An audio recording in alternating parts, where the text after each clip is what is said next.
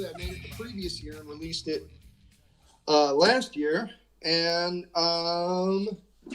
why did I do that? Well, it was really because of COVID. We were talking about COVID, and we can kind of continue to talk about COVID because that's kind of how this came about. Because of course, everybody was not able to tour.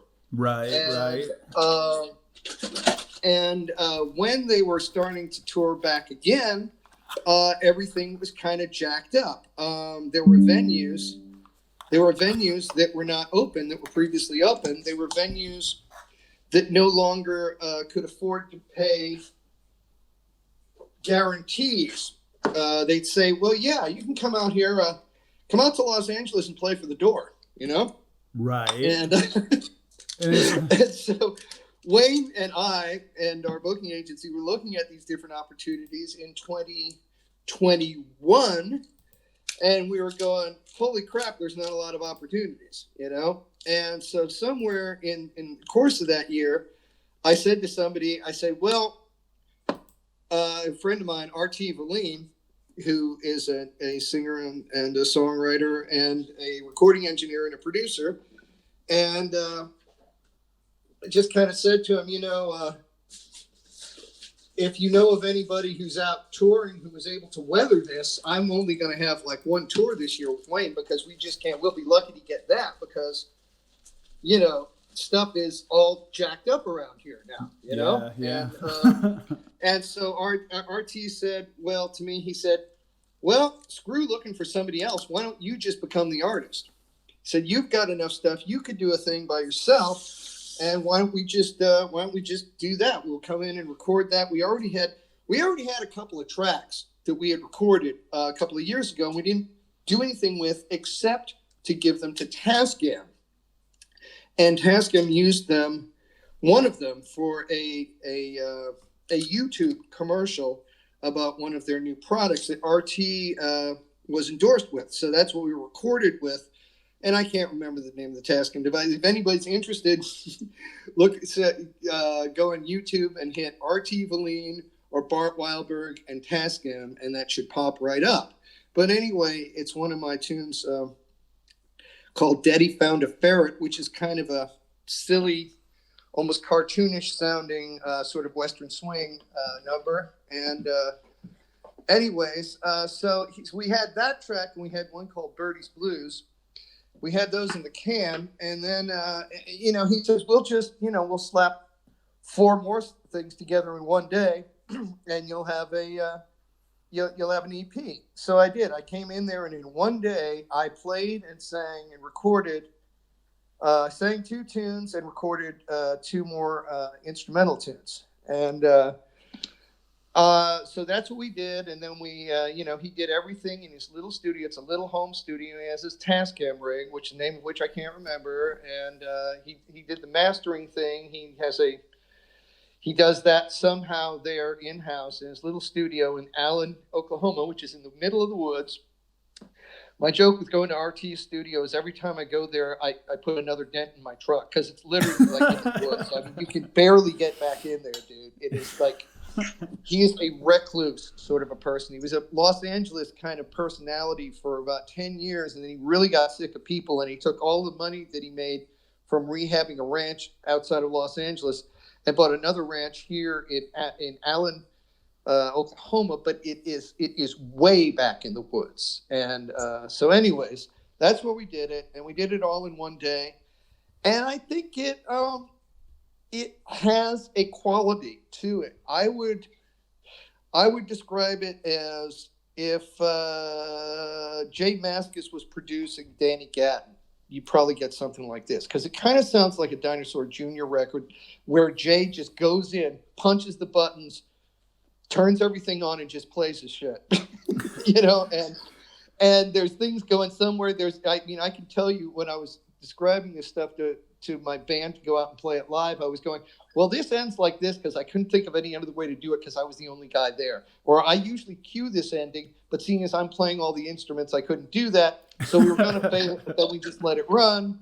I mean, it's a whole album. There's nothing on those 4 tracks that wasn't done literally to solve a problem with how am I going to do this in one day all by myself.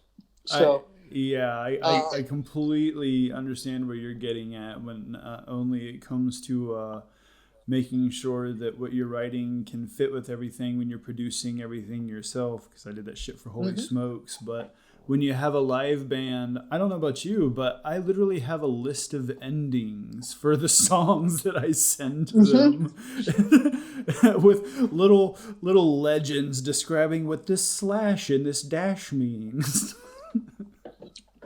Well, I'm a little more organic about it. I'll tell you, I don't want to spend the whole interview talking about Wayne, but I feel like I have to say, anytime anybody asks me, why are you doing this? This is 110% because Wayne is the only person I've ever played with on our pro level who has records out, who include instrumental music in his concerts and his shows, and encouraged me to do the same, encouraged me to write instrumental music, encouraged Rose Sinclair to write instrumental music, and actually put an instrumental on the record company's dime on a record that people bought. We did an instrumental, you know? And I never in a million years would have thought that it was viable to do that anymore. I grew up in the 70s. I used to buy jazz records, you know, and my parents listened to jazz. So I had tons of instrumental music in the house when I was growing up. And I always listened to it as an adult. But the average person, I mean, I play this record for people around Oklahoma and the new one that I've been working on. And a lot of the guys, the sidemen, go, so there's no singing? You know, they go, so they really don't know what it is. A lot of the guys, I should say, I'm 60 years old, and a lot of the people I work with around here are between 25 to 35 years old. Right. And I have to explain what I did to them because they've never seen anybody do that before. Isn't that interesting? But it all comes from Wayne. It all comes from, so when I'm doing this stuff live, I'm less nervous about it than when I'm in the studio because I know how it's going to go live. I know I'm just going to play these songs, and whether anybody else knows them or not, I'm going to do something, and if necessary, I'm going to barf up a lung or, you know, smash my guitar or do something to distract the audience away from the fact that nobody else in the band knows the song. Because if I stopped playing an instrumental song every time somebody else didn't know it, I would have no career, because half of my life on Lower Broadway and with Wayne has been playing instrumental songs when I've lost the rest of the band. So I'll just keep going. But I try to construct songs that aren't that darn hard to play and are based. I try to get kind of a jam thing going on. And I think if there's something that was missing on the EP that is 110% not missing on the full-length album that I just recorded last summer, is that feeling of jam. It's like and I'll get into the album in a minute, but I should mention that out of all the fantastic musicians on there, Bobby Black, who played Commander Cody and New Riders of the Purple Sage, was on there, and he was 88 years old last year when we did that. And so every once in a while, Bobby gets a little confused, and he said to me at one point, he goes, "So who are these tracks for?" Anyway, I said, "Me. It's just it's just me. I'm releasing, you know, an album of us playing a bunch of instrumentals together." And he goes, "Oh, I thought it was some artist that we were doing it for." And I said, "No." So he goes, I thought it was a recording session." I said, "Well, it is a recording session, Bobby, but it's sort of more like a jam session that we're recording, you know." And that's what was missing on the first one. You can't get that when you're playing all the instruments yourself. It's kind of like it's hard to capture that Brisbane bop energy when you're working with a click track. Well, and I didn't even work with a click track. You know, when I'm doing it myself, I don't work with a click track. I know what my time is like, and I just, you know, I'm fine. If it breathes a little, I'm fine. I'm not the world's best musician, but one of the things that I've been complimented on over the years by most people is that for a guitar player, I have very good time. And I think that's because I started off playing drums. And I was smart enough to figure out that I wasn't that good of a drummer, but I did have a good time. I had great time in my hands. It doesn't extend to my feet.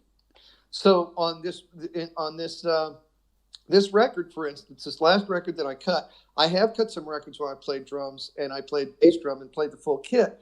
But on this one, my one of my friends, Sebastian Bordeaux, who plays bass currently with Wayne, he's a good dude.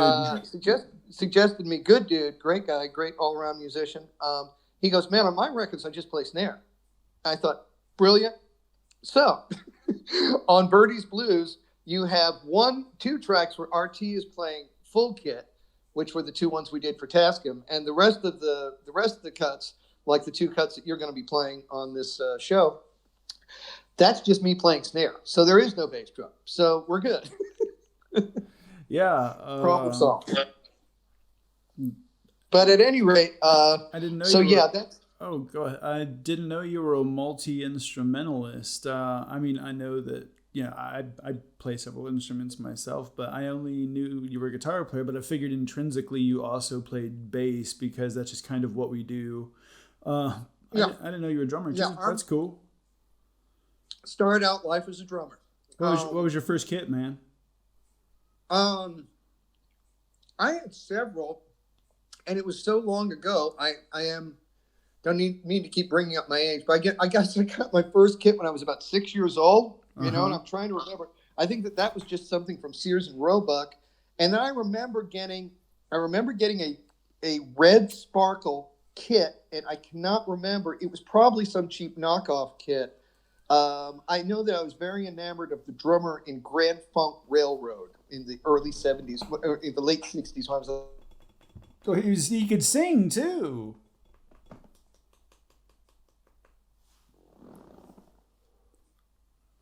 Phase, and I hadn't yet, started trying to play music, because I was just a little kid. But I did start trying to play music with other kids when I was around 12. But it took me a while. And so my favorite band was Grand Funk Railroad. So I basically asked them I had the live album. There was a poster hanging in my room with that guy, and he was playing that red kit of drums. It was mostly just this kind of collage poster of a bunch of live shots of the band and stuff, and them rehearsing and stuff. And so I said, I want drums that look like that, So they got me these red drums, and I can't remember. Might have been after my father passed. Might have been my mom that did that. But I bought a real kit of drums right before high school, and that was a very ridiculous kit of drums to buy. But once again, at this point, I was trying to play, and it just kind of came up. This music store I went to where we bought all the other stuff, they just had this kit on sale. It was ridiculous. It was a Ludwig double bass kit, butcher block. This must have been 1975. I say 1975. So the store just kind of got stuck with this. I don't know if it was a return or if it was a second. It could have been that it was scratched or something. But at any rate, we got this incredible deal on it, and they sold me a bunch of Tama hardware with it. And my mom at that point was left with cymbals. She was kind of like, well, you want cymbals too? I'm kind of like, kind of need cymbals. So as I recall, I had like this really great kit and possibly the worst cymbals on the market. I think I had like one Zildjian, and everything else was some really cut rate, horrible cymbal. So my first drum kit, my stepdad helped me get it. And it was, oh my Lord. It was a literal one of those cages, like the 80s metal cage. Oh, wow. Okay. With the arms and 2 kick drums, 4 regular toms, 2 floor toms, hi-hat. The Tommy Lee setup. It was just the most absurd thing, and I thought I really needed it. I really did. Like I have to have this. I kind of knew that I didn't need this, but it was on sale and my mom was willing to purchase it. So I was like, yeah, let's go. Let's pull the trigger. But anyways, so we were talking about, you were playing drums on your record. Yeah. And I did. And I think I did a really good job of expressing where those songs were and how I wanted them to go. And I guess the coolest thing, and don't edit this out, you can definitely leave this in. One of the coolest things that ever happened to me in my whole life was somehow when I was feebly promoting that record as any ways that I could do, anything that you could do. I did everything that you could do for $500. I get it. I got everything on all the streaming services. I did a website, and my, the guy who, the investor in this record lent me the money to do that, or gave me the money to do that. And But that's all he wanted to do. But because he wanted to put his money into making a better record, he goes, this record kind of sounds like a demo. And I do agree. It does kind of sound like a demo. It does sound a bit like Dinosaur Jr. produced a Danny Gatton record. It really does. I'll stick by my guns. I think that's a good image. That's a good way to act like there's something wrong with that. That's, as far as I'm concerned, that's a good thing. I think so too, and that's why I'm so glad you're my friend, Skip, because I don't know if anybody else in the world get. But I'll tell you some other person who did get it. Larry Collins somehow heard my cover of Hurricane, and he liked it, and so he liked it on Facebook, and I just basically had the little heart attack, when I saw that like pop up from Larry. I was just like, shit, I forgot we were even Facebook friends, and I immediately wrote him a messenger. I said, this means worlds to me. Thank you for liking. I said, I took some liberties with your song. I hope you're not offended. It's huge to me. I'm really, really glad that you liked it. You're a big influence. Thank you for being alive and being Larry Collins or some gushing fanboy shit like that.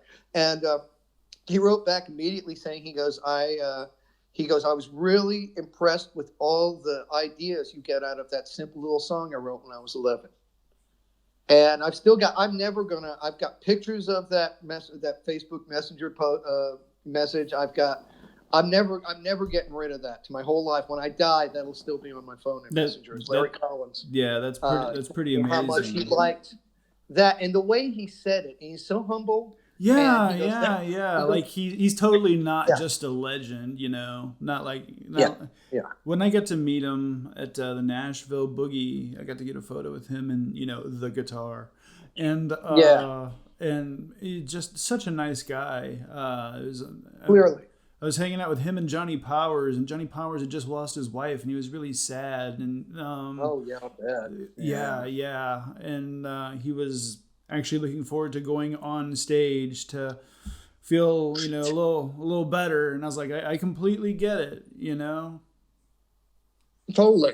Yeah. Well, music started out as therapy for most of us, so. So, man, yeah, be buried with that Larry Collins text. No doubt. Every once in a while, I have the feeling that I might be doing something real and good and important, but being a sideman for years, it's very hard for me to think of myself as an artist. I get that. I'm starting to accept that I may be, and so the next thing you have, I guess this would be a good. This would be a good time to transition into talking about how I made the second record, because the second record was very, very much definitely happened because of me trying to promote the first record. So what happened was I reached out to the only guy that I know who has enough money that he might be able to invest in, thousands of dollars in helping me promote this little simple EP that I made with mostly just me playing on it. And he listened to it and he said, I really like it. I'm going to play it for a friend of mine who's a producer. And I said, okay. And so the person that he played it for was a guy named Chris Kidd Anderson, and he currently plays guitar with a band called Rick Estrin and the Nightcats. And they are based out of San Jose, California.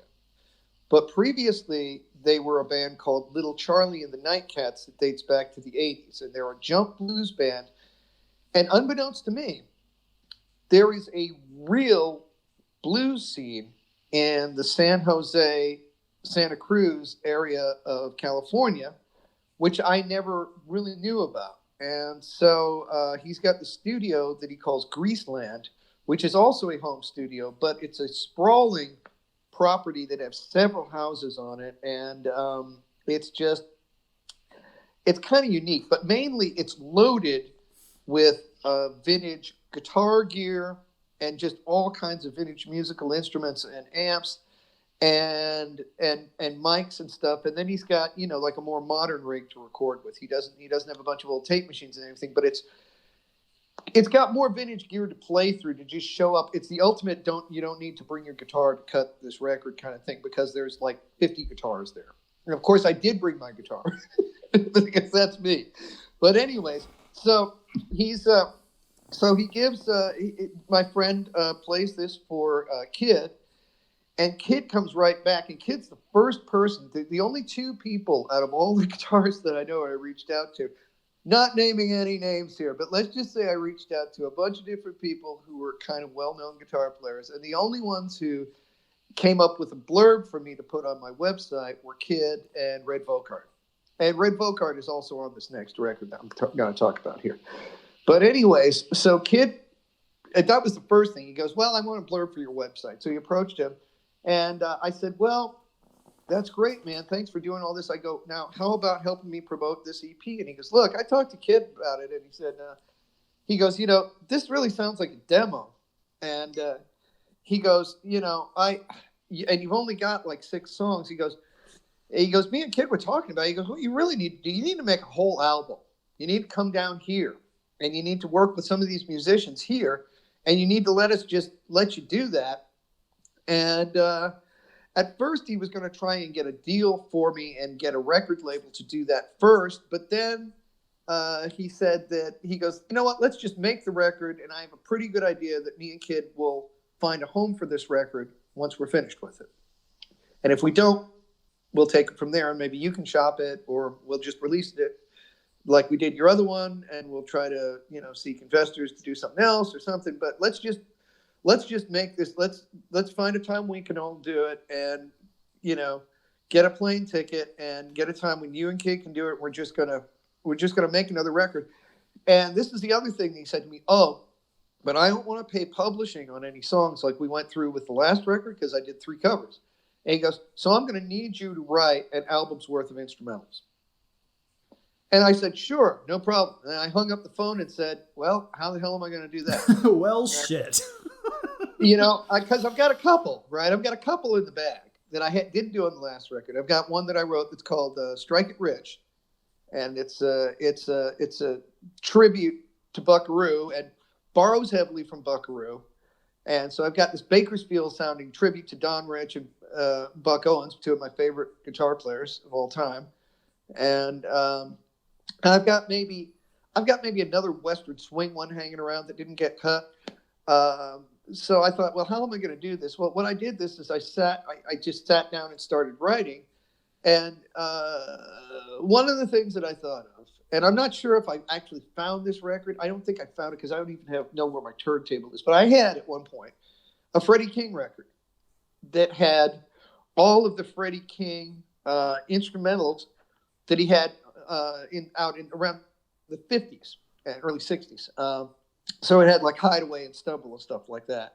And somehow I got a copy of that. And I thought to myself, I go, I've been trying to write these jazz instrumentals and these swing instrumentals and these things. I go, it seems to me like a guitar instrumental does not have to be that complicated. So I got out, I listened to some Freddie King stuff. I listened to some Venture stuff. And I just kind of went, I can construct these things that don't have to be, I really only need 12 bars of melody. That's all I need. Mm-hmm.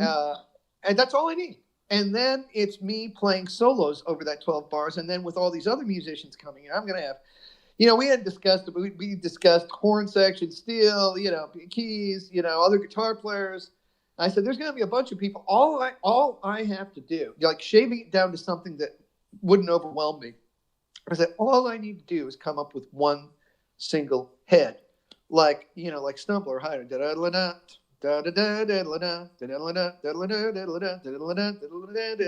That's all I have to do. I have to do that 10 times. That's not that hard. So basically I did that. And then I did some things that were not 12. I tried to not make them 12 bars. But then as I was doing this, in the process of doing this, I'm making videos and I'm putting them out on Instagram, because during the course of the last record, my son, my biological son in Nashville, told me, he said, Dad, if you put out a record and you're promoting it yourself, you got to be on Instagram. That's what I do. And I said, okay. So I'm taking all this little advice from everywhere I can get it. And so I make all these videos with a looper pedal in my living room. And I decided I'm going to put them out. I'm going to do the pre-production for my record on Instagram. I'm going to throw these songs out there. And if anybody just goes, that's terrible, it's not going to get cut. So I'm letting the 100 people who give a shit on Facebook and Instagram are deciding which songs I can. They basically gave the thumbs up to the first 11 that I did.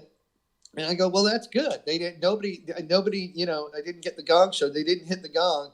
I didn't get the big broom sweeping me off the stage. You didn't, so I didn't get the big didn't get the big vaudeville shit hook. Yeah, right. The big hook dragging you off stage. So as my little test market audience would approve them, I would then send them into the producer and the investor, and I got thumbs up all around. So a couple of months later, my happy little ass was flying to San Jose with 11 approved tracks, and then we did one cover that the investor wanted to pay for because it's a song that a tune that his great uncle wrote called Wild Strings.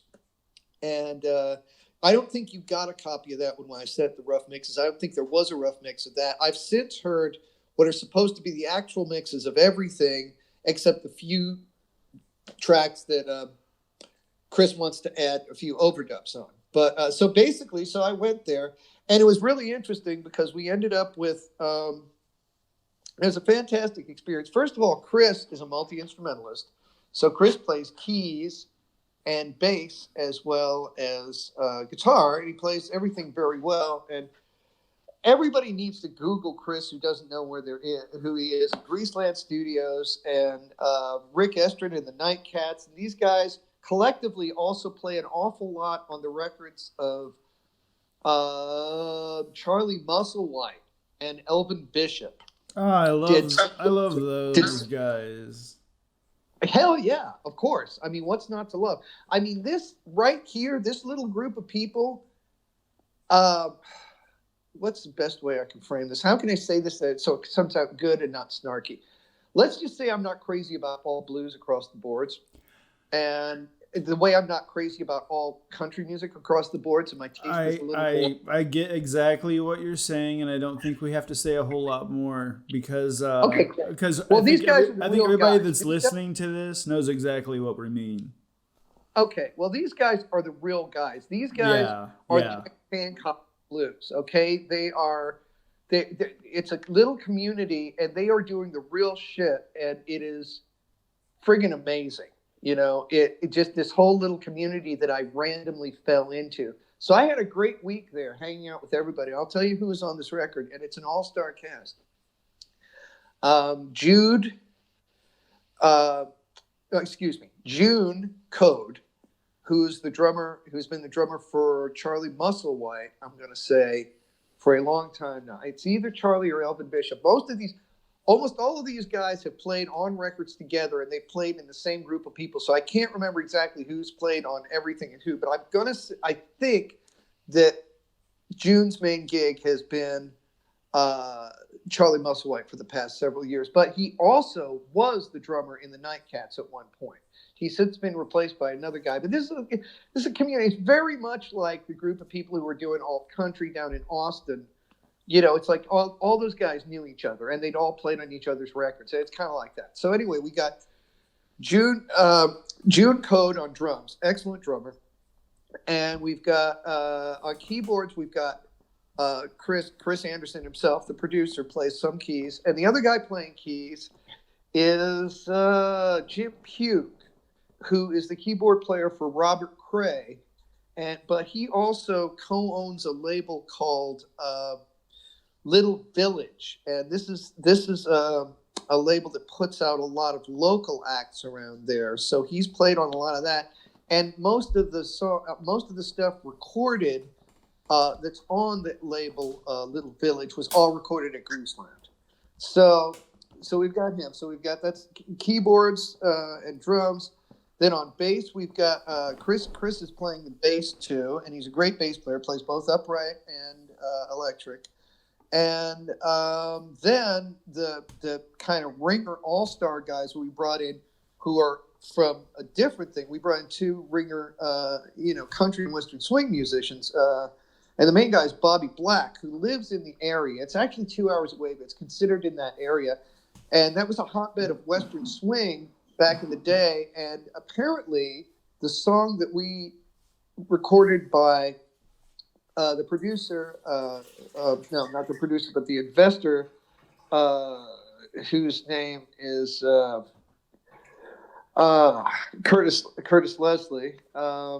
He is his uncle, Big Jim Dunning, I think it is.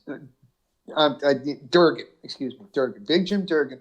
Apparently, he and Bobby cut this tune back in the '50s when Bobby was in his 20s. So, but Bobby Black is a steel player, and he played. He had a whole career that I didn't know about, but I know him from playing in Commander Cody because I was a huge fan of Commander Cody when I was a kid.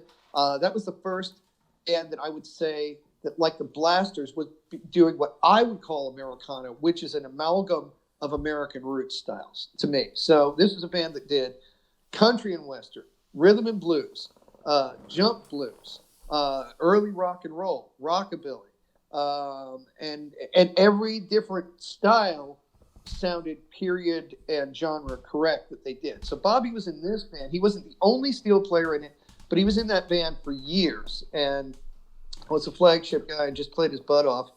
And later he was also in the New Riders of the Purple Sage, which I did not know after Buddy Cage left that band. So we've got Bobby. We're really excited. He's 88 years old, and Bobby's got a few little issues. He doesn't remember things so well anymore. He doesn't have that much energy, but the man's 88 years old.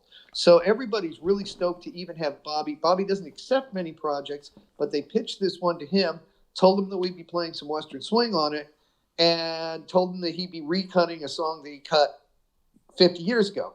So he was on board. And I can only imagine how he felt being asked that. Like, we appreciated what you did so long ago, and it's been so influential, and it's been so monumental to what we consider our modern roots music that can you please play this same song? And I bet it had the exact same feel.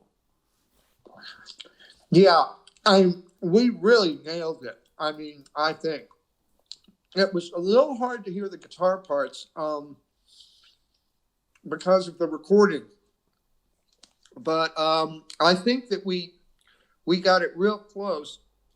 And then also, like a lot of Western swings at the time, it sounds like they did it in a couple of takes, and it's an odd little song because it's only about 2.5 minutes long, and but ironically, though, it's supposed to be a vehicle for Big Jim and his guitar playing.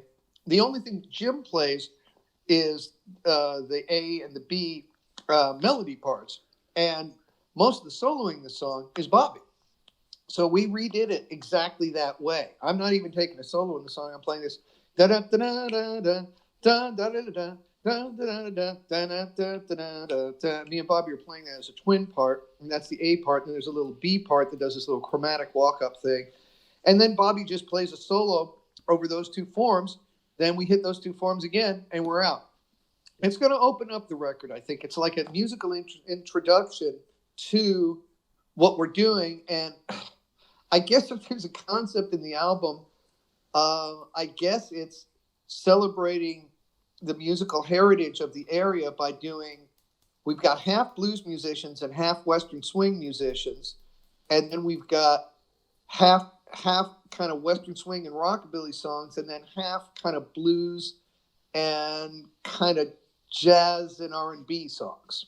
So I wrote a very eclectic thing. It's much more eclectic than the first record because one of the things that a friend of mine said to me while I was trying to write all these songs, and I'm taking any ideas at all while I'm trying to come up with these songs, by the way. And one of my friends goes, man, well, I hear you playing out, you're playing like more modern country stuff. You're just really playing blues over that. I said, well, yeah, that's the style. If I'm out in a bar and somebody's covered a Toby Keith song and I'm playing the solo, I said, I have an old friend, Kenny Greenberg, who's playing with Kenny Chesney now, and he's a great blues guitar player. That's what I know him as. But now that's kind of what pop country is. It's blues. They hired all these old blues guys. It's minor. It's minor pentatonic over major chords. Yeah. Literally, that's what they're playing. And he goes, well, look, man. He goes, why don't you? This Joe Bonamassa guy is doing really good, just doing that as instrumentals. He goes, why don't you just write some blues instrumentals that sound like the stuff that you're playing when I hear you playing in bars, in these cover bands playing pop country, because that's what I do when I'm not playing with Wayne, among other things. I do every gig there is. I'm a full-time musician, so I play Americana, folk, pop country, red dirt, all this stuff. That's my job, And so I decided to construct some blues songs. I also realized that it would be incredibly stupid to be playing with some of the best blues musicians in the world and not let them work within their own genre.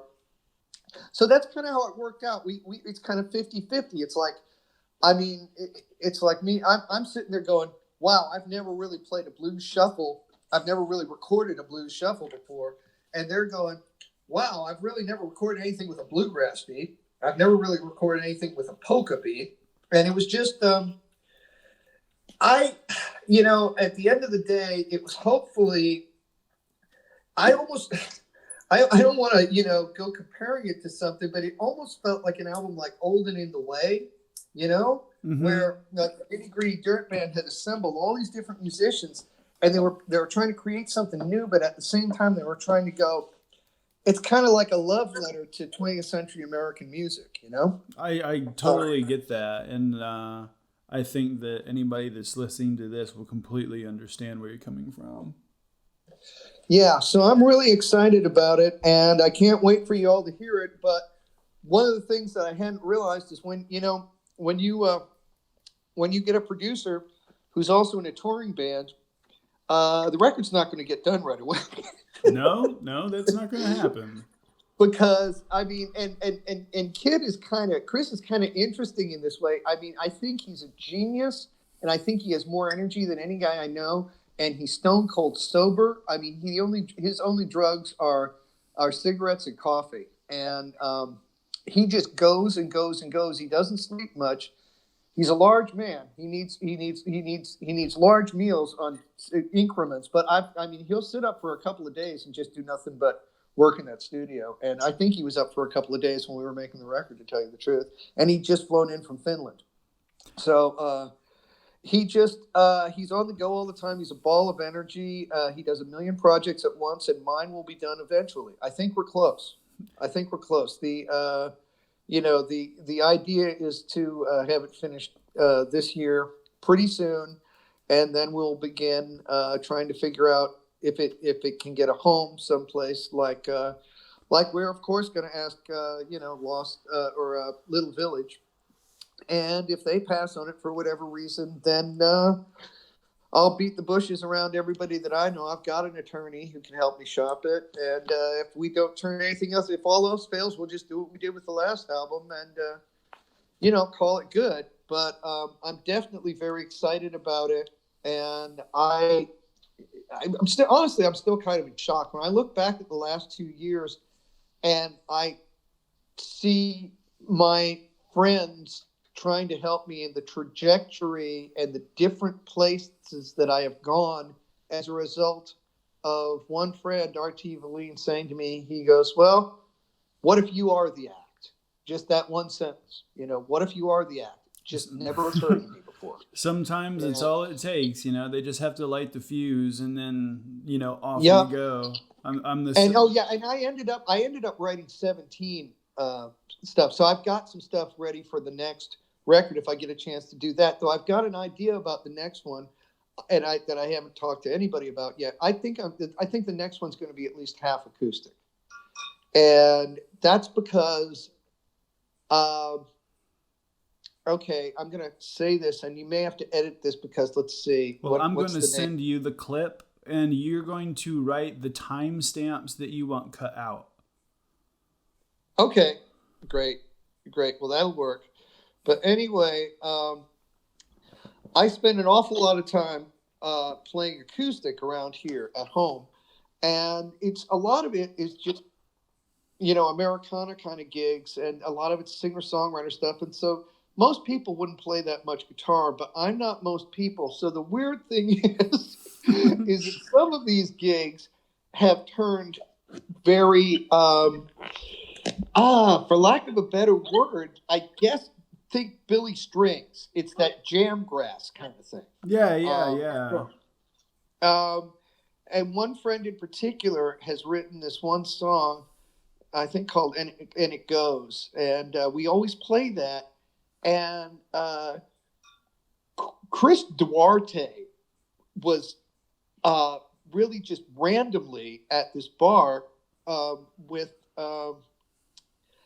another act he's playing with, and we can probably should take. I'll need to look up the name of the woman he was playing with. It's Beth somebody, and I should really put that in there because they were great together. And he's doing this thing, so it's a little different for Chris, who's of course an amazing blues guitar player from Austin. If anybody doesn't know that, but I know you know that, right? Man, Austin, God, I had.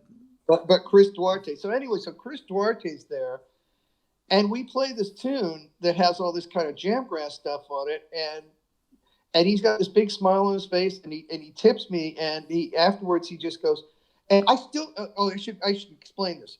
I don't know that this is Chris Duarte because I have no idea. Normally we do this thing. We host local Oklahoma people, and we do this writers' night thing where me and Ben Brock, who is a singer-songwriter here in Oklahoma City at a place called JJ's, we have this a regular Wednesday night thing where Ben and I will host another singer-songwriter, and they'll song swap, and I'll play along with both writers as they play. And so we're just doing that. But this time, this other person, this Beth, Ben goes to me, "Oh yeah, she's bringing another guitar player." So I'm walking in there, right, and I'm just going, "Okay, this is some guy. They're from out of town, and I don't know who they are. I don't figure it out until I get done playing that this is Chris Duarte. Listen to me." But he goes, so I walk off stage, and we've done this crazy jamgrass song that we've got, and I'm playing, 64th notes and just like ridiculous shred, just sewing machine guitar crap. And yeah, and so I come off stage, and Chris goes to me. He goes, "Hey man, I play guitar too." He goes, "Nothing like you. I couldn't do anything like that." And then he gets up and starts playing, and I look over, and he's got this road case, and it says Chris Duarte on it. I'm going, holy fucking shit! And then I'm sitting there, and I'm Googling Chris because I know who he is, right? But I've forgotten certain things, like for instance, that he was voted in Guitar World magazine. In 95, he was voted 4th best blues guitar player in the world, and the 3 ahead of him were Clapton, B.B. King, and Buddy Guy. Okay, that's a little bit of prestige right there. That's a little bit of prestige. But so, I mean, of course he said that because I'm not going to ride your nuts, but yeah, you can pick, dude. Well, thank you so very much. But one of the things that occurred to me was Chris was so nice. He was so supportive and took a bunch of pictures. And he just, of course, he slayed. He was amazing. To be able to sit in a tiny little room right next to him and watch him play for an hour, that was just fucking bomb. Great guy, great player. Not super familiar with his work, but at the time, but I sure am now. But anyway, so I'm thinking, if guys like this, if the 4th best blues guitar player in the world in 1995 really liked my acoustic set that much, I'm stupid to not record that next. I'm dumb. I'm dumb if I don't do that. Yeah, I mean, sometimes it just presents itself as... Which is exactly how I recorded the first one. The reason I cut Hurricane before I did anything, that was the most popular song that I ever played out live with Wayne. And people would request it, and everybody always loved it. So I cut that one first. So I'm going to cut this song with Ben Brock here sometime this year, and I'm going to put together an acoustic album, but I'm going to include a bunch of guests of singer, songwriter, folk people around here. I'm going to have at least 3 of them on there. I may have half the album. It may turn into a whole album of people who I play with when I'm playing folk music around here, or whatever they call it these days, Americana, bluegrass. It's all folk music to me, and it makes sense because that's the first thing I started out playing. My parents listened to almost nothing but folk and jazz music, So I started out trying to play folk and jazz, and I'm sort of back to it. Yeah. I'm sort of back. I'll put it this way: I'm playing more influenced by that stuff these days than I am from rock or country. And previously, I spent most of my career focusing on rock and country, but now everything I play seems to have a bit of a folk or a jazz thing to it. I've also rediscovered a bunch of really great old folk guitar players like Bert Jansch, and I've been listening to him lately a lot. And I don't know, it's just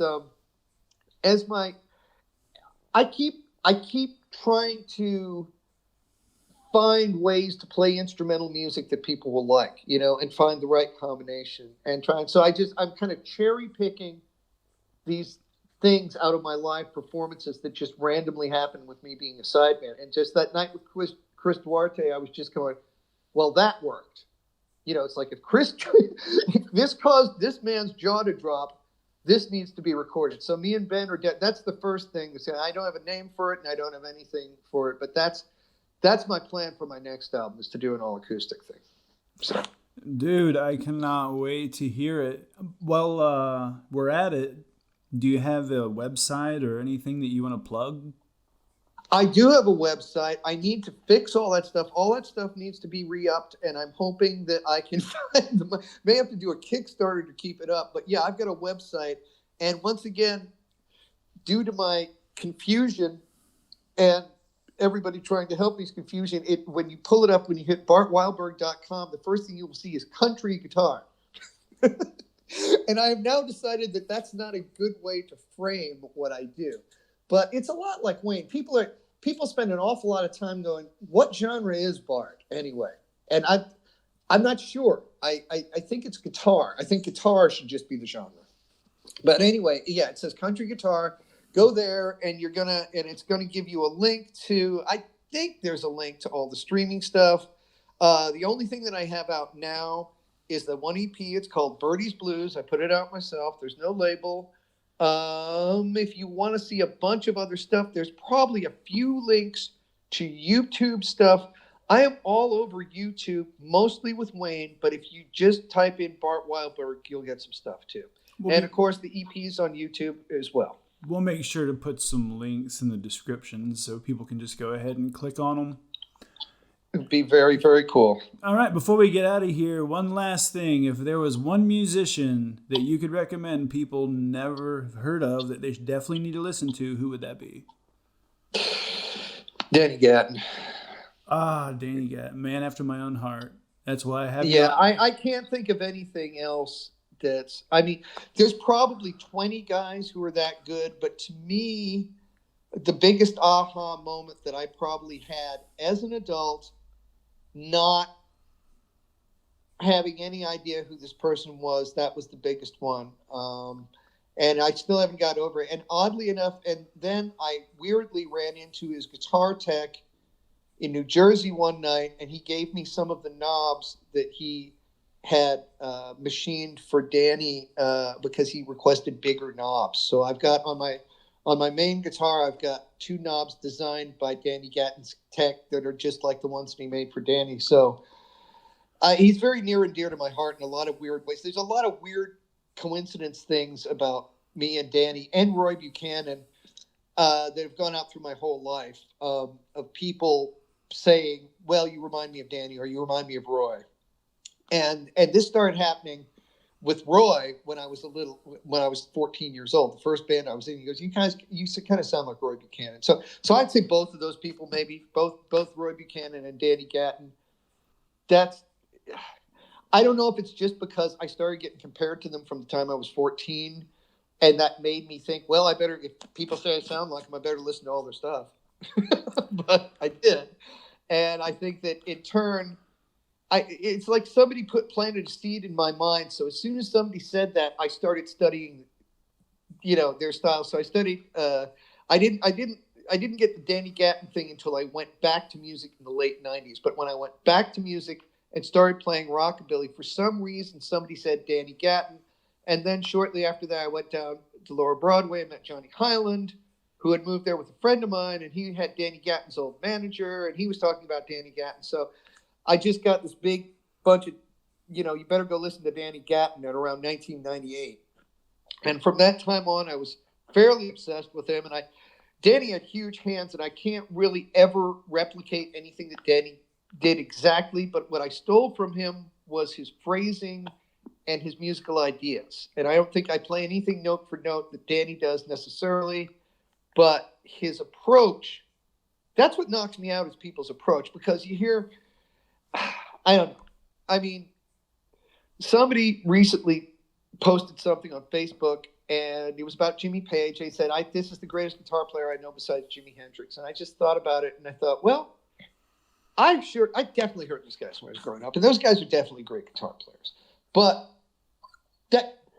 that became so much of a standard way to approach everything. It's like, how are you going to play this? You going to play it like Jimi Hendrix, or are you going to play it like Jimmy Page? When I was growing up, and then you got Stevie Ray Vaughan. They go, well, now you've got another way to approach it. You want to play it like Stevie Ray Vaughan? And this lowest common, or Eddie Van Halen. You want to play it like Eddie Van Halen? You've got this lowest common denominator of what people can do on the guitar, and it seems so limited to me. And when I heard Danny, it just kind of opened up a lot more. I didn't realize the possibilities that there were, because my brain was stuck in the possibilities that I heard a gazillion times before. You're literally preaching to the choir. It was Danny Gatton that really opened my mind as to the possibilities of just being able to string together so many ideas. But as long as you do it with a technical proficiency, like a good technical proficiency, you can make it all work if your personality is behind it enough. I mean, all I used to do is shred metal and play punk until I heard the Ren and Stimpy theme song, and that really taught me to swing. And believe it or not, and then after discovering Danny, it was just like, okay, well, I guess I'll. Well, there's that, yeah. And the thing, and I discovered Roy first, and the weird thing about Roy, and I don't know if this probably set in my mind. People go, man, when I was 14, they go, man, you're just like Roy Buchanan. And I found out everything about his life and followed him stuff, and even played with some of the guys who he played with in Boston. And I think that, I guess I parried myself after me. In a way, it was a terrible thing to say to a kid, because you can't define who Roy is, and he had a really hard time fitting into the industry, because he's real eclectic, and he doesn't really sound like anybody else. But he caught the ear of everybody. I mean, the most famous thing that he did was turn down being in the Rolling Stones. So he clearly caught the ear of people in the know during his lifetime. Yeah, didn't Rory Gallagher turn that down too? I'm not sure. I'm pretty sure Rory turned that down, and Jimmy Rivers turned down Bob Wills. Jimmy Rivers definitely turned down Bob Wills. I don't think it was for the same reason. Rivers turned down Bob Wills because he couldn't make enough. He could make more money as a band. Exactly. It's just always funny how these big names will come a-calling, and there's certain artists that are like, I know what's going to come with this gig. And, man, I'm good. I'm good. Mm-hmm.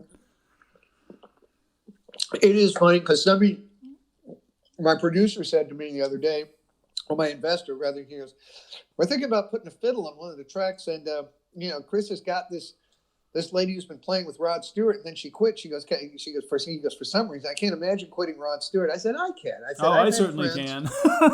I've had friends who played with Bob Dylan. I've had friends who played with Dwight Yoakam, and they quit because at the end of the day, it was another gig, and they had other opportunities, and they were. There's a million different reasons why you might not want to do a gig, Yeah.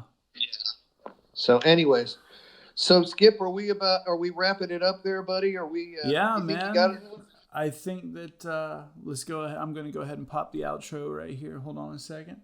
Well, man, Bart, it's been awesome chilling, talking with you, and I think we're going to have you on again for my what I'm going to call, I guess, American Pickers or something equally cheesy.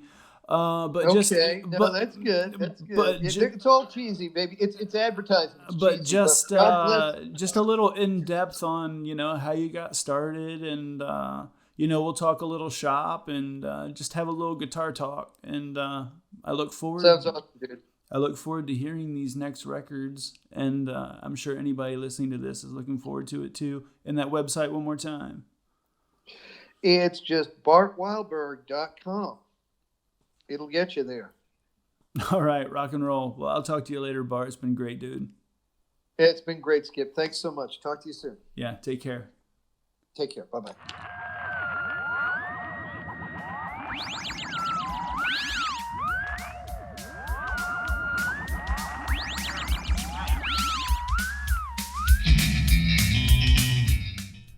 All right. That'll be all for today. Remember, peace, love throughout the world, and don't forget to rock and roll.